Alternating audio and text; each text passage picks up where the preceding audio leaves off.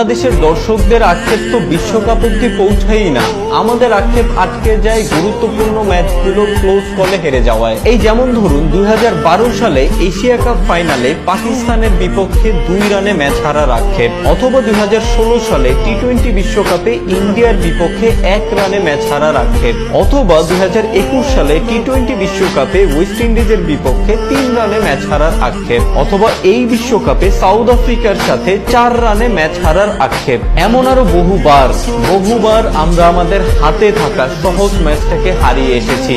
তারপর এমন ভাবেই আমরা বহু রাত নির্ঘুম কাটিয়েছি। প্রতিবারই আমরা বাকরুদ্ধ হয়ে যাই, দুঃখে কষ্টে আর কখনো বাংলাদেশের খেলা না দেখার প্রতিজ্ঞা করি। কিন্তু নির্লজ্জ আমরা পরবর্তী খেলায় আবারও টিভির সামনে এক বুক আশা নিয়ে বসে যাই যে আজ বোধহয় বাংলাদেশ দারুণ কিছু করবে, আজ বোধহয় বাংলাদেশ পুরনো ভুলগুলো শুধরে নিবে।